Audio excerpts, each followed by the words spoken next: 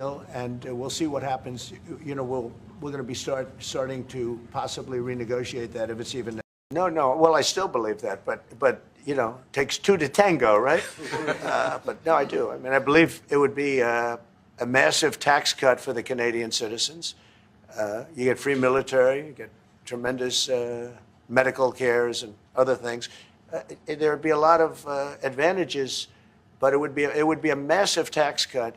And it's also a beautiful, you know, as a real estate developer, you know, I'm a real estate developer at heart. When you get rid of that artificially drawn line, somebody drew that line many years ago with like a ruler, just a straight line right across the top of the country. When you look at that beautiful formation when it's together, I'm a very artistic person, but when I looked at that beauty, I said, that's the way it was meant to be. But, you know, I do feel it's much better for Canada. But we're not going to be discussing that unless somebody wants to discuss it. I think that there are tremendous benefits to the Canadian citizens, tremendously lower taxes, free military, which honestly we give you essentially anyway because we're protecting Canada if you ever had a problem. But I think it would really be a wonderful marriage because it's two places that get along very well. They like each other a lot. Well, if I may. As you know from real estate, there are some places that are never for sale. That's true. We're sitting in one right now, you know, Buckingham Palace that you visited as well. That's true. And having met with the owners of Canada over the course of the campaign last several months, it's not for sale, won't be for sale ever. But the opportunity is in the partnership and what we can build together. And we have done that in the past. And part of that, as the President just said, is with respect to our own security.